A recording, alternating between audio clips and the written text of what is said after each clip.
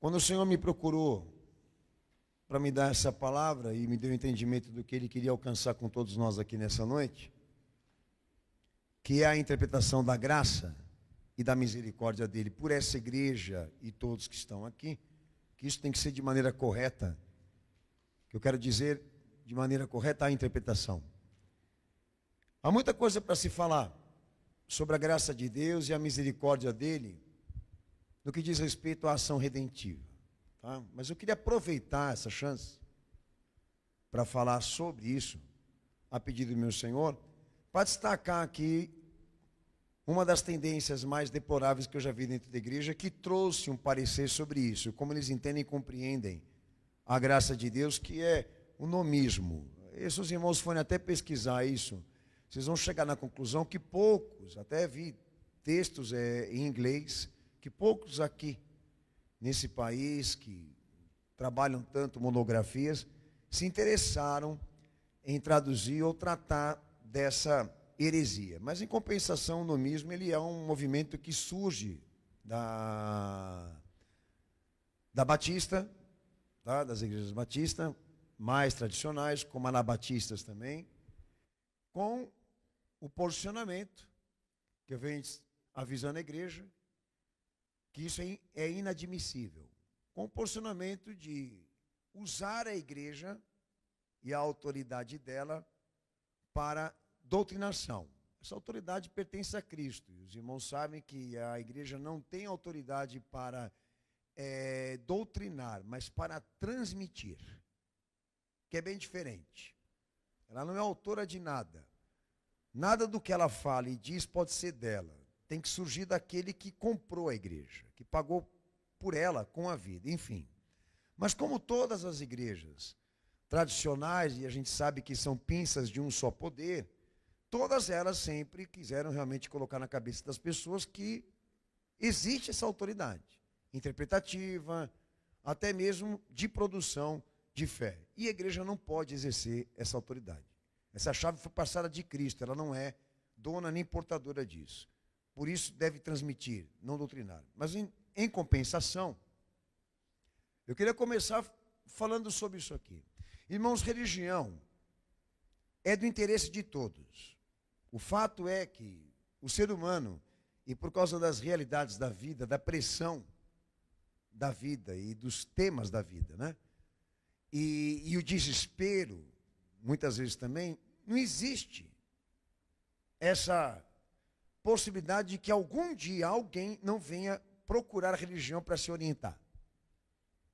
Você pode ter certeza que por mais que ele seja ateu, descrente totalmente da existência de Deus, ele, em algum momento de pressão da vida dele, de uma situação difícil que ele está passando, ele vai procurar alguma coisa da qual ele tem que se apoiar. Por isso o ateísmo já é visto como religião. Ok? Porque eles também se apoiam em alguma coisa que eles acreditam ser superior e não importa que seja eles mesmos. Seja como for, esse é o primeiro detalhe. Não existe religião sem revelação. O homem só está autorizado a falar de Deus se Deus falar. Se Deus não falar nada sobre ele, não gerar de si mesmo conteúdo de fé, ninguém aqui tem autorização para falar alguma coisa sobre ele. O homem só fala de Deus ou sobre Deus com base no conteúdo que o próprio Deus revelou. Porque se não houver uma comprovação de revelação, é fraude qualquer conteúdo religioso. Vocês têm que entender isso. Porque essa necessidade, ou até mesmo esse desespero, ou pressão, desespero nos homens, que muitas vezes por obstinação, convulsão emocional, eles entram para qualquer porta, se alojam ali dentro e recebem todas aquelas besteiras, né? Que a gente sabe que a religião produz, que obviamente são conteúdos filosóficos, que foram criados e pregam a origem do homem, não da revelação de Deus. Então, quando a gente sobe aqui de púlpito para falar para você, o fundamento que nós usamos para transmitir essas verdades, a raiz que buscamos para a transmissão dessa fé precisa ser confirmado que o autor disso, que o dono desse conteúdo é o próprio Deus em advento próprio e glorioso. Nós respeitamos isso aqui a sério, porque senão é melhor ficar mesmo sem nada e abandonar tudo, do que se apoiar em fraudes. Alguns até pensam dessa maneira: mas o importante é ele se segurar em alguma coisa. Então se segure em alguma coisa enquanto você cai. Porque é mais ou menos esse cenário de um homem religioso. Ele se apoia numa coisa que não tem comprovação e existência própria. Como eu posso professar um Deus que não tenha comprovação própria? Que para que ele seja sustentado, precisa da ajuda de homens. Então se segura nessa coisa que você fala e chama de Deus, enquanto você cai, porque uma hora ou outra a ficha vai cair para você e você vai descobrir que não adiantou de nada essa crença, para não dizer crendice. Então, obviamente, aquilo que eu estou falando aqui agora fere a ingenuidade, o despreparo, para não dizer a ignorância de muitos, mas que não é o nosso caso.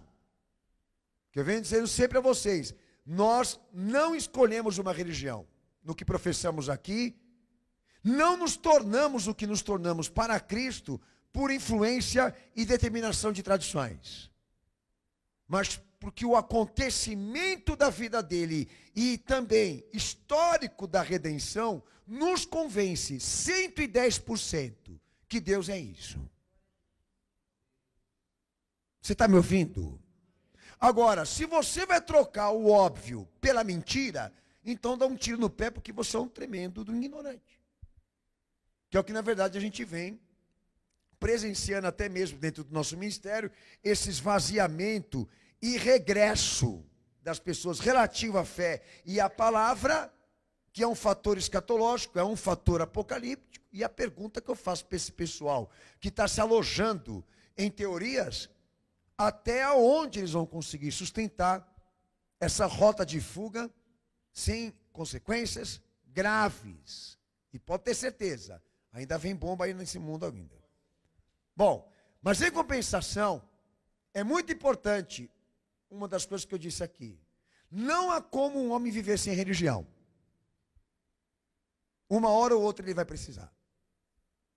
Aí, obviamente, essa ciência não foi só descoberta por mim, por alguns que estão aqui, mas também por aqueles que querem o governo do mundo. Porque eles entendem que um homem não consegue viver, existir, sem se apoiar em alguma coisa que esteja acima dele, que ele chama de Deus. Então, aí vem o detalhe. Por que existem as seitas? Por que existem as heresias? Por que existem os partidos heréticos que muitas vezes eles se introduzem e se infiltram até na igreja? Porque isso é um fator histórico. Você vai lá atrás, na era primitiva, e você vai encontrar as cartas apocalípticas, Jesus mencionando e identificando muitas delas infiltradas dentro da igreja. Você vai encontrar há 4 séculos antes da encarnação do Cristo, você vai encontrar lá também seitas e partidos como os fariseus, saduceus, mestres da lei, que eram partidos financiados pelos helênicos, pelo helenismo, para introduzir a nova religião em Israel, coisa que influenciou não só a cultura e a linguística desse povo, mas como também a interferência doutrinária das leis e dos mandamentos relativa a esse povo, que eu me refiro ao povo judeu. Que quando Jesus ele entra no cenário humano, esses partidos já se deslocam em direção a ele para impedi-lo de exercer a sua missão e o seu pastorado, para não falar messianismo. Então, na terra e na história, sempre existiram eles. Sempre existiu essa ordem, a gente pode chamar assim, né? Essa ordem humana que procura realmente estar à frente dos ditames do mundo, do controle político mundial, e é muito claro que as seitas e as heresias sempre foram usadas como instrumentos políticos de dominação. O confisco das instituições, da educação e da formação religiosa é importantíssimo para eles, porque eles sabem que os homens vão precisar de se orientar com Deus, e eles querem garantir isso. Templos, igrejas, células, partidos que estejam abertos para receber esse povo e corrompê-los com o falso ensino. Porque eles não podem ter uma sociedade formada para controlar. É necessário embrutecer, corromper, para conseguir o que eles querem. Então isso é histórico. Que a heresia, que esses partidos, que essas seitas sempre foram usados como chaves de ativação. Para emancipar uma escória. Uma escória de pedófilos, de homens materialistas, obstinados pelo poder, satanistas, que gerou essa dinastia, que nos deu a ONU. Senhores, isso é sério. Porque quando a gente vai atrás desse sistema, quanto mais a gente puxa, mais sobe sujeira para nós e informação para nós do que esses homens já foram capazes de fazer com a igreja e em nome de Deus. Tanto que é desse sistema que eu estou me referindo aqui, que crucificou o nosso Senhor. Não foi o povo judeu. Foi o sistema religioso e político que eles controlam. É uma coisa óbvia. Só não enxerga quem não quer. Agora é importante, pastor, eu falar isso para vocês, por quê? Porque a todo momento que vocês olharem para dentro da igreja atual, que vocês observarem dentro dela esses escândalos, que alguns deles são insanos, você entenda que existem pessoas que são pagas para isso. Que ao mesmo tempo em que elas geram o falso conteúdo, elas também estarrecem pelo que elas desenvolvem e representam na fé.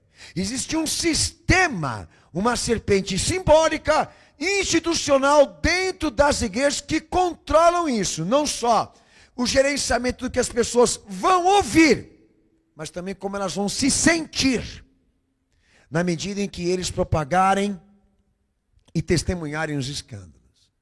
Que eu tenho visto coisas acontecer com a igreja, que eu sei que aquilo ali não é normal, não é natural, não é comum, que essas pessoas na sanidade, na capacidade até mesmo da corrupção, não gerariam tantas idiotices. Outro dia mesmo, uma irmã trouxe um slogan para mim de uma festa evangélica que estava sendo publicada, que o título era Vem Aqui Gracinha, uma coisa assim, né? Hã? Novinha. Vem aqui novinha.